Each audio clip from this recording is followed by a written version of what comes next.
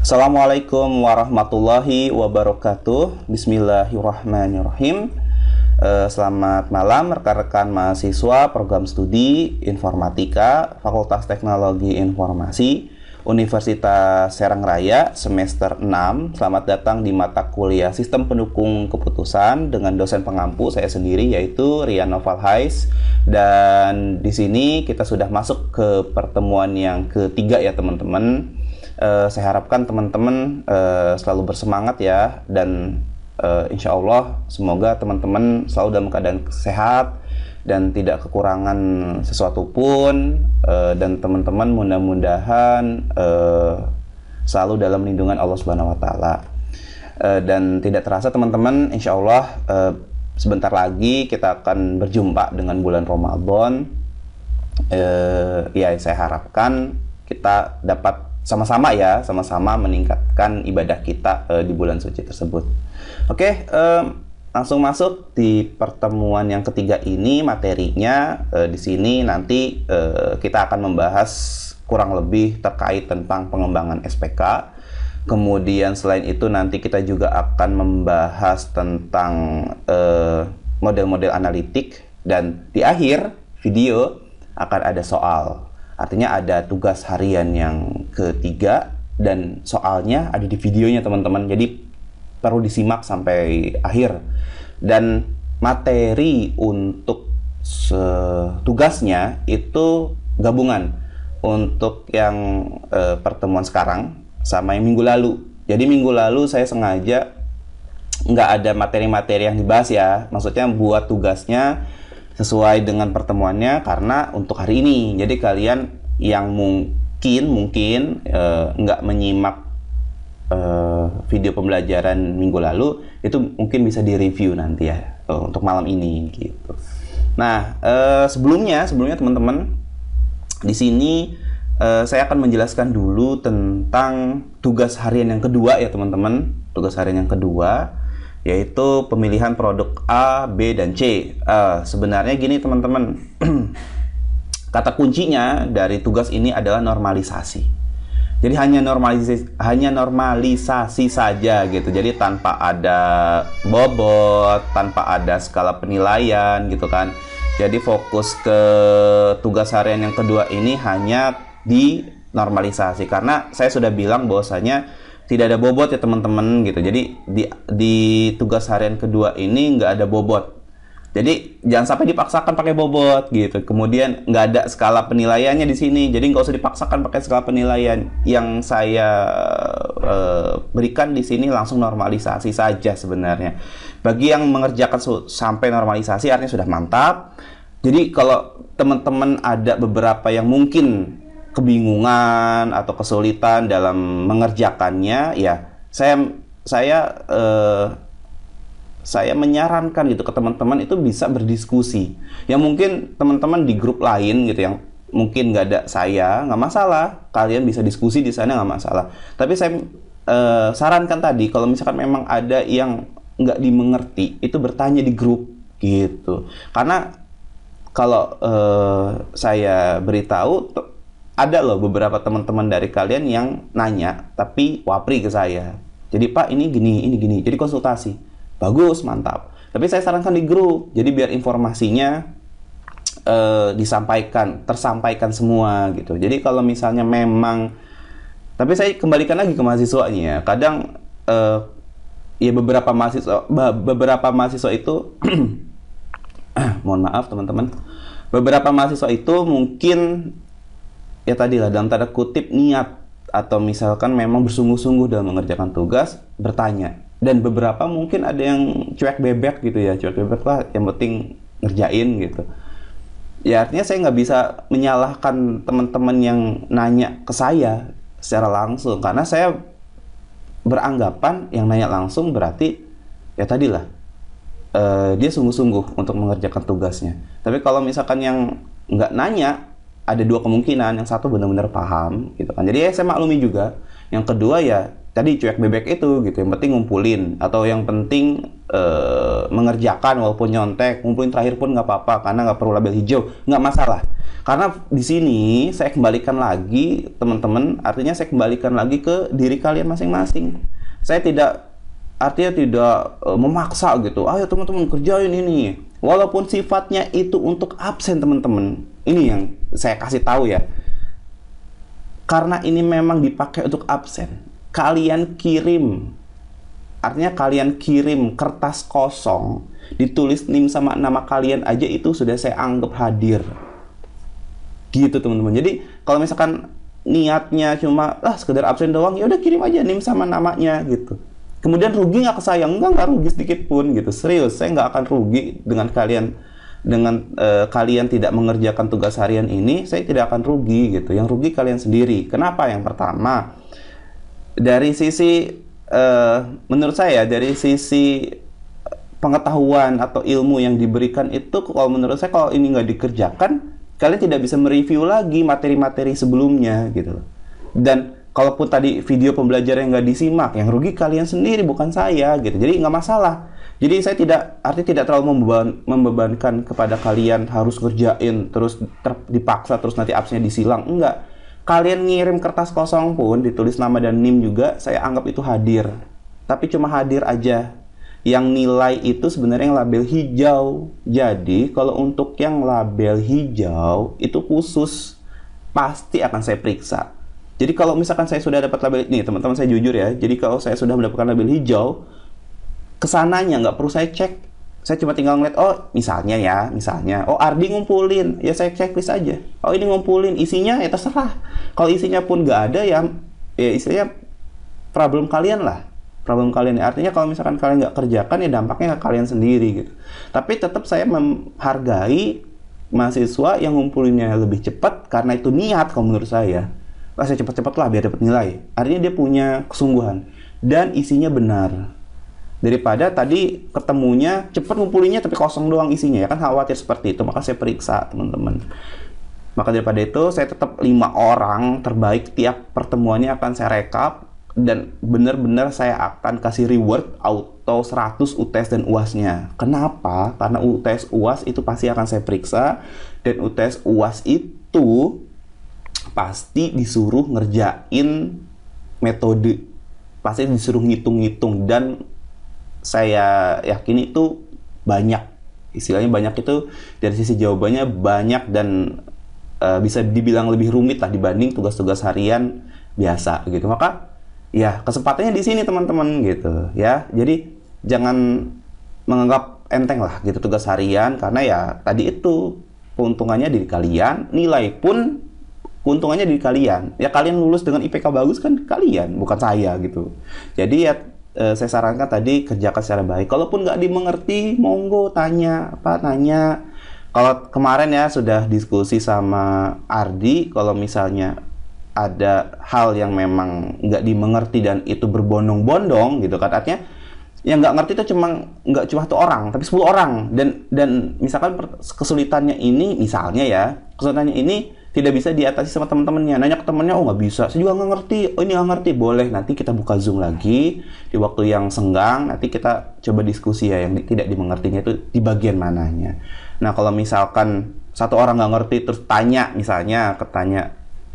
ke temennya, misalnya ke adek gitu, terus adeknya ngasih tahu, ya udah beres gitu, nggak perlu ada Zoom. Kalau menurut saya seperti itu. Jadi kalau misalkan bisa dihandle sama teman-temannya diskusi, ya diskusi saja gitu ya, artinya bisa sharing ilmu lah atau berbagi ilmu sama temannya.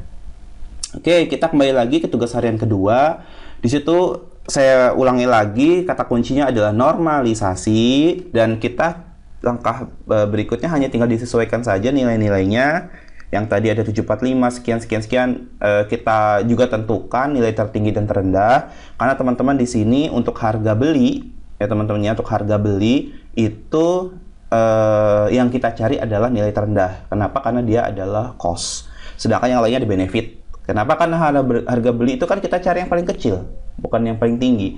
Masa berlaku kita cari yang paling tinggi, harga jual juga kita cari yang tertinggi, persentase terjualnya, kualitasnya kita cari yang tertinggi. Nah hanya saja di harga beli saja. Selanjutnya tinggal dibagi saja teman-teman. Sengaja saya berikan soal ini biar teman-teman bisa terlatih gitu untuk bisa menormalisasikan gitu sebuah nilai.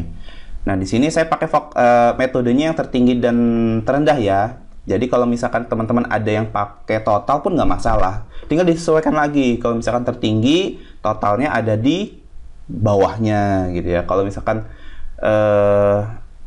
untuk total yang benefit itu ada di bawahnya. Kalau cost atau yang terendah tadi ada di atasnya. Bedanya itu aja. Kalau misalkan untuk cost atau terendah itu ada di atasnya atau di pembilang, disimpannya ya, 640-nya itu disimpan di atasnya. Kalau misalkan tertinggi, letakkan nilai tersebut di bawahnya atau di penyebutnya gitu ya. 222. Lihat polanya teman-teman. 640-nya di atas, 640-nya di atas, 640-nya di atas sebagai pembilang. 2-nya di bawah, 2-nya di bawah, 2-nya di bawah. 810-nya di bawah, 810-nya di bawah, 810-nya di bawah. Artinya itu benefit dan seterusnya. Nah, setelah dibagi nanti kita akan mendapatkan nilai. Nah, ini hitungan kalkulator saya teman-teman, dibantu Excel juga. Jadi kalau misalkan ada yang khawatir pas pembagiannya itu kan sampai kalkulator, khawatir ada yang terlewat atau yang saya salah hitung, mohon maaf. Tapi sehitungan saya dapatnya seperti ini karena produk A lah yang terpilih di sini. Nilainya 4,71 dan urutannya pun sudah sesuai. Produk A yang akan dipilih pertama, produk B rankingannya 4,43 dan produk C 4,35. Seperti itu teman-teman cara menjawab tugas harian yang kedua. Ya, semoga dimengerti. Kita lanjut ke pertemuan yang ketiga. Artinya slide di pertemuan yang ketiga. Di sini teman-teman untuk tugasnya, kalau misalkan ada yang nggak dimengerti boleh ditanya lagi teman-teman ya. Gitu. Khawatir ada yang kecepatan atau yang terlewat lah seperti itu. Nanti bisa didiskusikan kembali di WA Group. Kemudian di sini di slide pertemuan yang ketiga tadi sudah disinggung sedikit tentang pengembangan SPK. Sebenarnya poin-poinnya di sini SPK didasari oleh suatu permasalahan. Sudah disinggung ya di pertemuan yang kedua, artinya di slide sebelumnya, bahwasanya SPK itu dibangun gitu ya atau diciptakan lah gitu karena didasari oleh suatu permasalahan. Ya, kemarin sudah dibahas tentang subjektivitas, tentang keterlambatan informasi, tentang kompleksnya kriteria, artinya sifatnya multi kriteria gitu kan, jadi kompleks permasalahannya, alternatifnya banyak. Kemudian tadi kalau kita kembali lagi ke efisiensi, yaitu berkas-berkas yang kita kumpulkan banyak gitu, alternatifnya misalnya ada ribuan. Gimana nih cara menyeleksinya, cara ngitungnya, ngitung manual gitu kan, waktu segala macam kan, biaya gitu. Maka daripada itu SPK dibangun. Dan poin kedua, SPK dirancang melalui komunikasi interaktif. Jelas sebelumnya nanti SPK pasti dikembangkan melalui interaksi sama decision makernya gitu. Ditanya, Pak, ini misalkan tadi dari sisi kriterianya, kriteria apa sih yang paling penting misalnya ya. Kemudian bobotnya berapa gitu. Kalau misalkan bukan pakai AHP ya, tapi kalau pakai AHP nanti kita akan pelajarinya di minggu depan insya Allah teman-teman. Di AHP itu komunikasinya nanti ada yang namanya kuesioner untuk mengisi yang namanya skala Sati. Nah, skala Sati atau skala kepentingan. Jadi kalau AHP untuk nyari bobot bukan nanya misalnya absensi bobotnya berapa, Pak? Itu bukan, tapi dibuat sebuah kuesioner, dan kuesioner itu bisa diisi dari kepentingan tiap kriteria dibandingkan. Misalnya kriteria absensi sama kriteria prestasi lebih penting mana menurut Bapak? Menurut Bapak lebih penting mana? Jadi jawabannya banyak, ada sama penting, ada sedikit lebih penting, ada lebih penting, ada sangat lebih penting gitu, ada sangat lebih penting ekstrim, artinya itu udah mentok, tapi jarang ada sih. Nanti kita pelajari itu ya teman-teman di minggu depan. Kemudian poin ketiga, pengembangannya menggunakan metode pengembangan sistem. Nah, nanti sebenarnya kalau ngomongin pengembangan sistem mungkin ada di mata kuliah lain ya, mungkin ada di mata kuliah analisis sistem atau perancangan sistem. harusnya sudah dibahas, karena mungkin kalian pernah dengar ada SDLC, modelnya waterfall, ada prototype, RAD gitu dan sebagainya, ada sekuensi linear kalau nggak salah, banyak ya pokoknya. Seingat saya gitu ada banyak metode pengembangan sistem. Mohon maaf kalau misalkan ada yang saya salah sebut. Yang jelas metode-metode itu sudah kalian pelajari. Nah, artinya pengembangannya itu ya harus menggunakan metode tersebut, harus menggunakan prosedur atau step by step-nya sesuai dengan pengembangan sistemnya. Kayak misalkan waterfall mungkin dimulai dari analisis gitu ya teman-teman. Analisisnya itu berupa mungkin tanya jawab, kemudian bisa observasi gitu kan, analisis dengan mengumpulkan data, kemudian masuk ke perancangan gitu ya, habis dirancang kemudian di-coding, setelah di-coding kemudian diuji dulu gitu kan, setelah diuji baru diimplementasikan, kemudian didistribusikan kayak gitu. Nah, tahapan-tahapan seperti itu ya harus kalian kuasai. Artinya SPK pun dibangun berlandaskan itu, karena step by stepnya harus mengikuti metode pengembangan sistem, jadi sesuai dengan alurnya, dan hasilnya bisa maksimal karena penyesuaian tahapannya itu kan dilakukan secara bertahap gitu kan, dari pengumpulan data, kemudian tadi perancangannya, jadi perancangannya sudah sesuai gitu kan, interaktif kan, dan ini kembali lagi ke poin kedua, harus tetap interaktif. Dari sisi perancangannya itu kan bisa dikonsultasikan gitu, oh seperti ini, oke, kemudian di coding, ada kurang apanya, kemudian diuji, oh ini diuji ada salahnya sedikit, diperbaiki terlebih dahulu, kemudian langsung ke distribusi gitu kan, disebarkan atau diterapkan di sana. Seperti itu. Jadi pengembangannya ya berlandaskan metode pengembangan sistem. Kemudian hasil dievaluasi jelas. Jadi setelah sudah mendapatkan, sebenarnya poin ke 4 dan 5 ini sebenarnya satu paket ya, hasil dievaluasi dan mendapatkan solusi atau alternatif. Jadi dari hasilnya tersebut sebenarnya bentuknya rekomendasi ya. Saya sudah sebutkan di minggu yang lalu bahwasanya SPK itu memberikan sebuah rekomendasi hasil dan sifatnya untuk meminimalisir.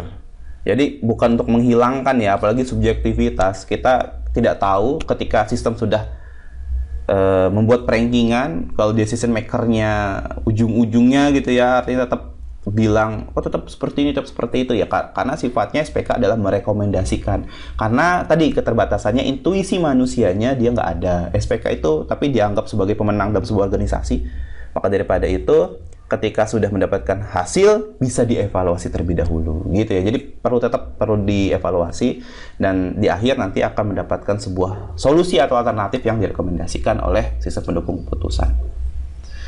Oke, contoh penerapan SPK banyak ya teman-teman. Mungkin bagi teman-teman yang sudah dapat jurnalnya, alhamdulillah banyak gitu studi kasusnya. Penerimaan beasiswa, pemilihan karyawan berprestasi, ada pemecatan pegawai juga teman-teman. Jadi kalau misalkan ada alternatif beberapa gitu, mungkin ada pengurangan dari sisi perusahaannya banyak gitu ya, kemudian harus difilter gitu, harus dilihat dulu, dicek dan recheck. Ada karyawan yang berpotensi itu jangan sampai kebuang gitu, jangan sampai dipecat kayak gitu. Jadi bisa dibuat SPK-nya dulu. Seleksi calon pegawai, jadi calon itu belum masuk jadi pegawai. Pemilihan kos-kosan atau kontrak itu kan ada loh. Ada jarak nanti, ada fasilitas kalau nggak salah ya. Kemudian ada harga gitu, ada dari akses mobil dan sebagainya, itu juga ada. Pemberian bantuan keluarga tidak mampu, ada rekomendasi pembelian mobil, mobilnya cc-nya berapa gitu sebagainya, ada juga. Itu diterapkan SPK di sana, di objek penelitiannya seperti itu. Pemilihan marketplace juga ada, bisa dibaca ya teman-teman dari jurnal-jurnalnya. Oke, slide berikutnya. Nah, di sini proses pengembangan SPK-nya bisa dilihat ya teman-teman. Di situ ada pre-design, ada fase-fasenya gitu ya, sampai fase H di situ ya. Bisa dilihat teman-teman, di situ ada fase A, planning gitu ya. Jadi kebutuhannya, kemudian mendiagnosa permasalahannya, objek dari DSS itu decision support systemnya, SPK-nya itu apa. Ya tadilah sesuai dengan tahapan-tahapan ketika ya tadi masuk ke pengembangan sistemnya. Jadi udah ada planningnya. Kemudian fase B, research, how to do address user need. Jadi kemudian di sini fokusnya research itu kan penelitian gitu kan. Bagaimana sih bagaimana sih sebenarnya kebutuhan dari user itu gitu. Kemudian resources are available, artinya resources itu kan sumber ya, sumber daya. Apakah sumber dayanya itu ya tercukupi lah, atau misalkan sumber dayanya itu nanti bisa masuk ke dalam scope SPK tersebut gitu kan, environment kan lingkungannya. Fase C analisis gitu kan. Sebenarnya fase A sama fase B itu kayaknya lebih konkret deh, maksudnya lebih detail gitu. Fase A itu kan masih global. Fase B itu sudah masuk ke identifikasi masalahnya. Jadi udah mulai terfokus, dan fase C baru dianalisis secara detail lagi. What is the best development approach? Pendekatannya seperti apa gitu kan. Nanti setelah dari fase A dan fase B, fase C itu bisa menentukan, misalnya metode pengembangan sistem apa sih yang akan kita gunakan gitu. Oh, nanti kita harusnya menggunakan metode ini nih gitu. Oh, berarti kita harus sudah mulai mengumpulkan nilai-nilai kriterianya nih. Kita sudah mulai menentukan kriterianya nih gitu. Dan di situ sudah ada models ya. Jadi kalau udah ada kata-kata models, artinya kita sudah membangun sebuah models matematik yang akan dirancang untuk membangun sebuah sistem pendukung keputusan, di mana nanti di dalamnya ada model matematikanya. Di situ ada, nah masuk lagi ya, sebenarnya ABC itu ya lingkupannya, kalau misalkan saya kasih kata itu sebenarnya masuk ke planning ya, masih ke rencana. Planning itu 1, 2, 3, cuma fokusnya saja yang mungkin dibedakan. Plan yang di fase A itu masih global, fase B sudah mulai nyari-nyari data lah gitu, atau misalkan sudah mendapatkan informasi-informasi terkait tadi kriteria dan sebagainya. Fase C sudah menganalisis, kita pakai metode apa nih, model matematikanya seperti apa nih gitu kan. Dan masuk lagi ke bagian berikutnya, ada design user interface. Nah, di sini sebenarnya udah ngoding ya teman-teman. Bukan ngoding sih, perancangan ya, sudah mulai masuk ke perancangan, mau ke sistemnya banget gitu loh. Design user interface, design problem processing sistemnya, model base-nya, design DSS database-nya seperti apa, knowledge component seperti apa. Jadi sebenarnya kalau dilihat sebenarnya ini bentuk detailnya aja teman-teman ya. Kalau misalkan dibuat secara umum pun ini sebenarnya bisa ya, kayak analisis, kemudian perancangan gitu. Kemudian ngoding gitu kan. Ngoding itu pemrograman. Setelah ngoding nanti diuji dulu. Setelah diuji diimplementasi, kemudian didistribusikan gitu kan. Diimplementasikan, diterapkan dulu. Oh, udah diterapkan di situ, kemudian bisa disebarkan gitu kan kalau distribusi. Nah, ini pun sebenarnya sama gitu. Cuma bentuknya lebih detail aja gitu. Di desainnya kan perancangan nih, fase D ini. Pre-design kan sebelumnya, di sisi kirinya bisa dilihat teman-teman ya. Pre-design artinya sebelum didesain seperti apa. Ini setelah didesain.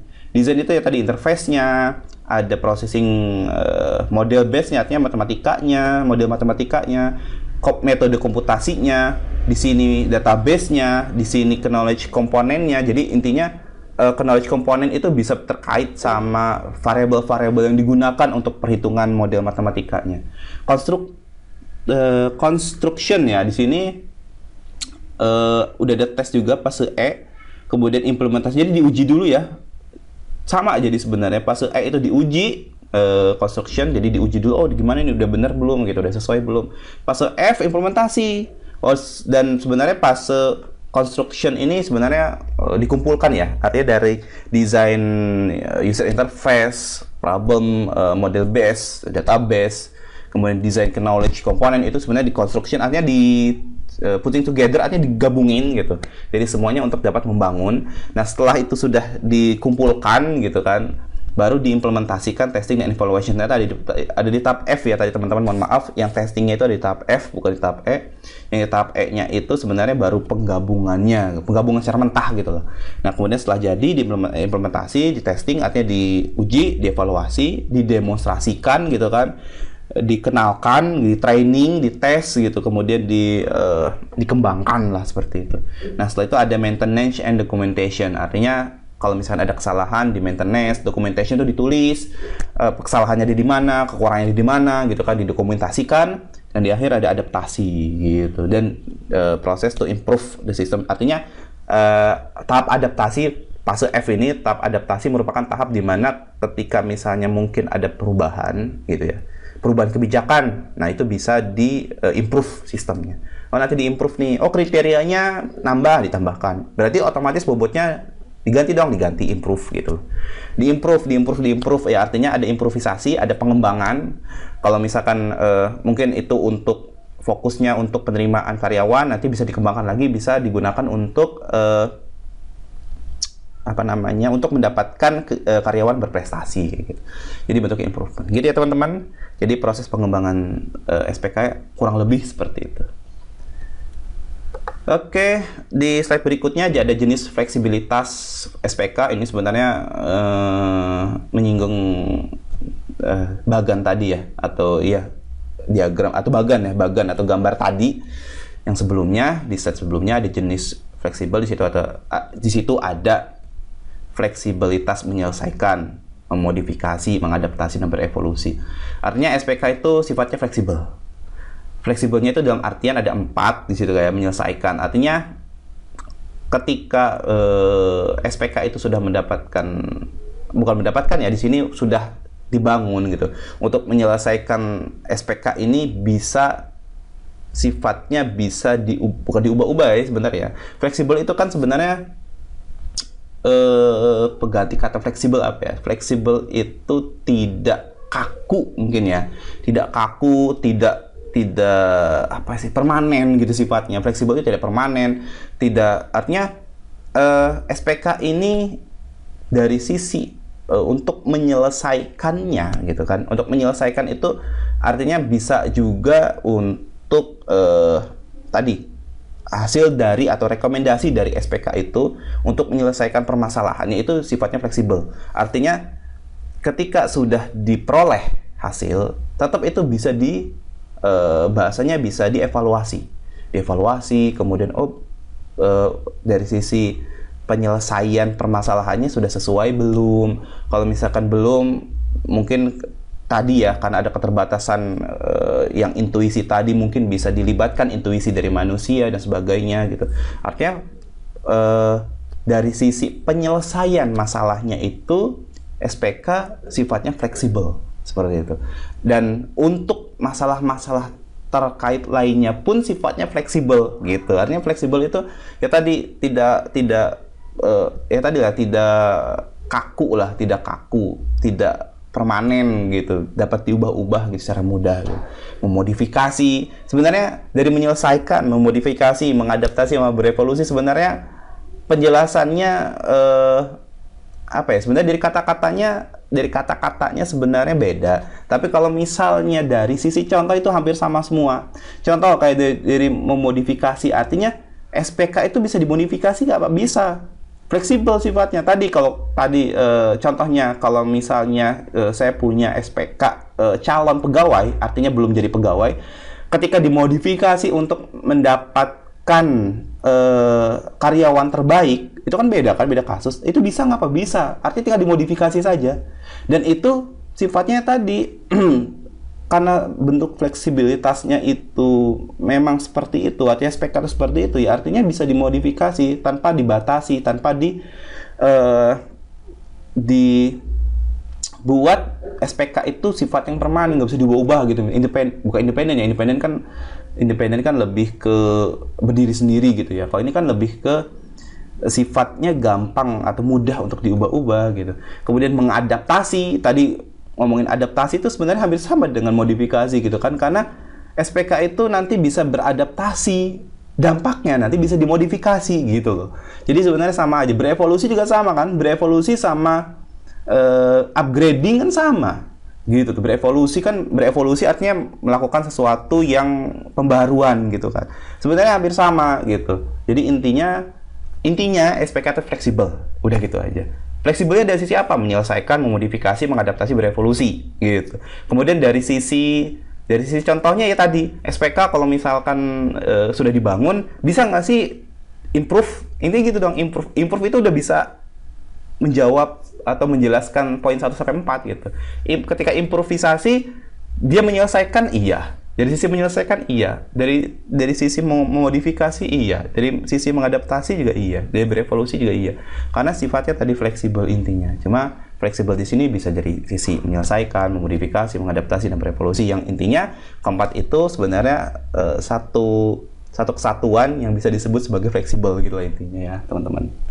Oke, selanjutnya di situ ada komponen DSS, di situ ada data management, ada model management, ada communication, sama knowledge management. Ini dijelaskan di sini teman-teman ya, karena ada di sini semua tuh teman-teman. Data management artinya ya tadi manajemen datanya gitu kan, pengaturan datanya itu ada data management, modelnya, ngomongin modelnya, communication tadi sifat interaktif, knowledge management ada artinya ada pengetahuan yang kita butuhkan dari manajer yang akan digunakan untuk pengembangan sistem pendukung keputusannya. Nah, ini bagannya teman-teman. Di situ ada data management, knowledge management, manager ya di situ atau manajemen, dialog manajemen kan sifatnya interaktif tadi. Ada model manajemennya. Model manajemen itu tadi misalkan terkait dari sisi perhitungan ketika kita mau merekrut pegawai. Di situ kan ada model yang digunakan, model seperti apa perhitungannya. Oh, misalkan ada penilaian kayak interview penilaiannya seperti apa. Oh, penilaiannya itu cuma ada 5 misalkan, baik sekali, baik, cukup, kurang, sangat kurang misalnya kayak gitu. Jadi si HR atau HRD itu bisa menyimpulkan oh dia tuh baik, dia tuh ini gitu. Jadi modelnya itu ya dikembalikan ke tingkat manajemen gitu kan. Di situ kemudian ada manajer sama user gitu kan dari sisi dialognya, dan ini ada boundary-nya ya, scope-nya teman-teman. Scope SPK-nya sebenarnya ada di kotak berwarna abu-abu, dan di luarnya tetap terkait dengan other computer based system. Jadi other computer based system itu ya terkait misalnya terintegrasi sama sistem A, terintegrasi sama sistem B gitu kan. Kalau data-data ini kan data eksternal sama internal, scope-nya bisa dibilang database yang digunakan gitu kan. Dari scope SPK-nya misalkan ada data internal terkait misalnya ada data absensi. Nah, itu digunakan kembali. Jadi kurang lebih gambarannya seperti ini dari komponen-komponen sistem pendukung keputusan. Oke, kategori data di sini diperjelaskan sedikit ya. Tadi ada internal data yang diperoleh dari dalam organisasi, ya sebutnya internal teman-teman. Di situ ada gaji, sebenarnya absensi, kemudian ada apa lagi ya? Yang sifatnya internal deh. Kalau misalkan kayak tadi gaji, absensi, apa lagi ya?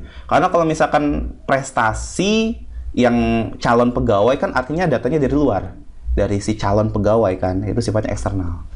Ada data dari luar organisasi seperti data industri, riset pemasaran. Kalau ini survei-survei di luar ya teman-teman ya, itu pembahasannya eksternal data sama privat data. Data berisi rule of thumb yang digunakan untuk pengambilan keputusan dan penilaian dari data atau situasi spesifik ya. Artinya ada privat data yang benar-benar sifatnya dengan rule of thumb itu artinya aturannya itu sudah diflurkan ya di dalam sebuah organisasinya, jadi bisa digunakan atas persetujuan kedua belah pihak gitu. Kemudian data tersebut memang dipakai untuk penilaian sesuatu. Misalnya contoh gini deh, saya sebut aja misal dari riwayat penyakit kayak gitu. Jadi misalkan dari riwayat penyakit itu sebenarnya mempengaruhi tunjangan misalnya. Nah, itu sebenarnya bisa disebut privat data karena riwayat penyakit sebenarnya memang sifatnya privat, dan itu atas persetujuan dari peraturannya. Artinya peraturan perusahaannya dijelaskan terlebih dahulu ke karyawan atau pegawai bahwasanya data tersebut dapat digunakan untuk tunjangan kesehatan apabila Bapak mengalami penyakit dalam tanda kutip yang sifatnya skalanya tinggi, tunjangannya besar gitu ya. Kemudian untuk yang menengah ya tunjangannya juga menengah kayak gitu. Jadi privat data ini dapat digunakan untuk keputusan kan, jadi keputusan untuk memberikan sebuah tunjangan dan sebagainya, contohnya teman-teman ya. Oke, SPK memiliki keterkaitan. Nah, ini model-model analitiknya nanti yang fokusnya nanti, kemudian basis data khusus, buah pikir manajer sendiri, proses modeling interaktif. Ya, artinya di sini juga terkait sebenarnya tadi dengan komponen sistem pendukung keputusan. Model-model analitiknya kita bahas ya teman-teman. Nanti di situ ada what if dan sebagainya. Nanti kita bahas basis data khusus ya, artinya ada sebuah basis data yang digunakan khusus untuk membangun atau yang dibutuhkan oleh SPK. Buah pikir manajer sendiri, artinya manajer kan di situ sebagai always responsibility gitu kan, decision maker gitu kan, decision making. Ya artinya si manajer itu punya pengetahuan di mana untuk pengambilan keputusannya bisa diterapkan di sistem pendukung keputusan. Proses modeling interaktifnya dari wawancara yang diberikan ke pengguna itu dibuat sebuah model matematikanya. Nih, model analisisnya atau model-model analitiknya di sini ada what if analysis, ada sensitivity analysis. Kok sini? Maaf teman-teman ya, saya lupa, saya kira ini di PowerPoint. Ada goal seeking analysis, ada optimization. Di sini yang pertama ada what if. Sebenarnya what if analysis sebenarnya analisis yang digunakan ya modelnya di DSS. Mengobservasi bagaimana perubahan terhadap variabel-variabel tertentu berpengaruh terhadap variabel lain. Jadi ada sebuah variabel yang mempengaruhi ke variabel lain. Artinya ada variabel-variabel tertentu ya. Kemudian, dan ini mengalami perubahan ya. Artinya ada variabel-variabel tertentu berpengaruh terhadap variabel lain. Kalau sensitivity itu ada naik turunnya sebuah variabel mempengaruhi terhadap variabel lainnya. Kalau ini ngomongnya satu. Jadi ada satu variabel yang mempengaruhi variabel lain. Nah, itu sebenarnya di analisis tersebut dipakai untuk pengambilan keputusannya. Kemudian ada goal seeking analysis. Di situ jadi ada mengubah gitu kan, mengubah nilai sehingga suatu variabel itu mencapai nilai tertentu yang diinginkan gitu. Kalau optimization mencari nilai optimum. Jadi ada versi bukan versi ya, ada statement bahwasanya nanti agar mendapatkan nilai optimum dari variabel-variabel tertentu. Nah, nanti di sini ada contohnya kok teman-teman. Oh, saya mau pakai keyboard lagi tadi. Diklik example. Di sini ada what if. Apakah yang terjadi? Nah, ini contoh-contohnya teman ya, biar agak lebih mengerti lagi, mudah dimengerti lagi. Apa yang terjadi pada biaya transport jika harga BBM mengalami peningkatan? Apa yang terjadi pada biaya transport jika harga BBM mengalami peningkatan? Itu lebih ke what if. Kan pertanyaannya juga apa sih yang terjadi jika gitu kan sebenarnya. Jadi secara tidak langsung seperti itu statement kalimat tanyanya. Maka itu masuknya ke what if analysis. Kalau misalkan sensitivity, parameter apa saja yang berpengaruh akibat terjadi kenaikan biaya transport. Jadi kalau sensitivity itu lebih ke yang ditanyakan adalah parameternya atau variabelnya. Jadi ada variabel naik, itu ngaruh ke variabel apa aja sih? Itu sensitivity. Tapi kalau what if, misalnya biaya transport naik, gitu kan? Apa yang terjadi pada biaya transport? Jadi apa yang terjadi pada variabel A jika variabel ini naik, gitu tuh. Jadi bedain situ ya. Hampir agak sulit sih membedakannya, tapi kalau lama-kelamaan paham. Apa yang terjadi pada variabel A jika variabel ini naik? Apa yang terjadi pada variabel B apabila ini turun? Jadi ada ukurannya variabel ini sama variabel ini. Nah, itu what if. Tapi kalau sensitivity itu misalkan ada satu variabel, ngaruhnya ke variabel apa aja sih? Jadi yang ditanya itu bukan apa yang terjadi pada itu, bukan, tapi berpengaruhnya ke variabel mana aja. Gitu tuh, itu sensitivity. Jadi satu berpengaruh ke banyak. Yang ditanyakan adalah variabelnya. Kalau goal seeking itu misalnya gini, berapa banyak pekerja agar waktu pembangunan dapat selesai dalam 2 minggu? Artinya ada target. Kalau saya misalnya mau lulus tepat waktu, saya mesti gimana sih gitu? Itu goal seeking. Jadi ada targetnya lah goal seeking. Kalau optimization, variabel apa yang dibutuhkan satu doang agar misalnya ada variabel lagi, tapi ini sifatnya optimasi atau optimal gitu, harus optimal. Kalau beda sama yang tadi. Kalau tadi dampak. Kalau ini variabel apa yang perlu ditingkatkan gitu agar kualitas produksi lebih kompetitif. Sebenarnya hampir sama kayak goal seeking ya, karena ada tujuannya. Tapi bedanya kalau goal seeking itu biasanya ada target. Target itu misalnya untuk mencapai keuntungan 50 juta, untuk kenaikan keuntungan sebesar berapa persen. Nah, itu biasanya goal seeking. Kalau optimization itu lebih ke ada pengoptimalan sebuah variabel gitu. Variabel apa sih yang perlu ditingkatkan biar kualitas produksi lebih kompetitif gitu. Jadi ada variabel apa sih yang ditingkatkan gitu ditanya. Jadi bentuknya optimisasi. Jadi hampir sama ya teman-teman dari sisi contohnya, maksudnya dari sisi penjelasannya pun. Tapi kalau misalkan nanti dipahami lagi gitu, pasti kalian bisa paham perbedaannya sebenarnya ada di mana sih antara goal seeking, optimization, sama what if atau sensitivity gitu ya teman. Jadi sebenarnya ada perbedaan-perbedaannya lah dari keempat model-model analitik tadi ya. Jadi bisa ditelaah lagi sama teman-teman ya dari contoh yang sudah saya berikan. Oke, sepertinya sudah ya teman-teman. Nah, benar. Sudah teman-teman materi yang saya sampaikan. Mohon maaf apabila ada kekurangan ya dan kesalahan, khawatir ada yang terlewat dari sisi penyampaiannya. Jadi saya minta atau saya mohon lah kalau misalkan memang nggak dimengerti ya, kalau saya kembalikan lagi ke teman-teman, kalau misalkan mau cuek bebek aja nggak ngerti lah udah cukup ya udah terserah gitu. Kalau misalkan tapi kalau mau bertanya silahkan.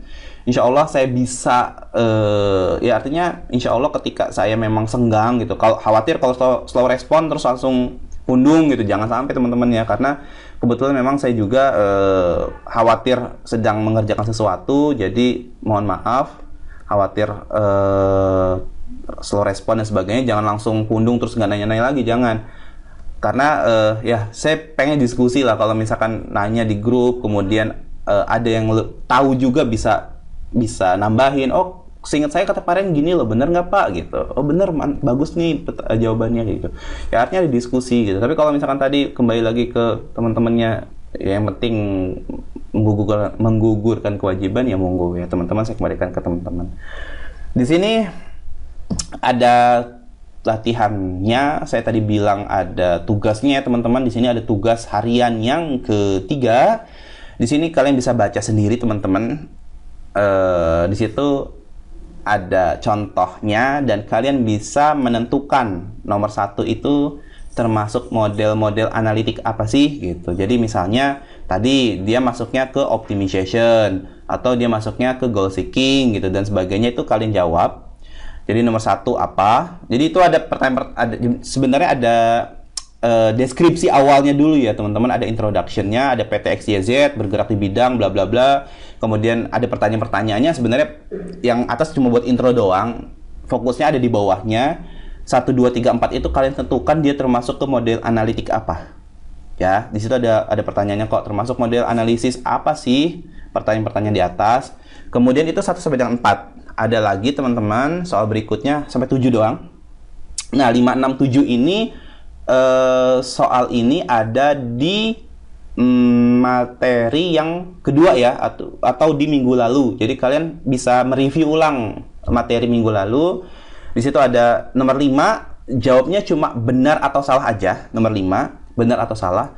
Nomor 6, sebutin satu aja contoh, satu doang ya.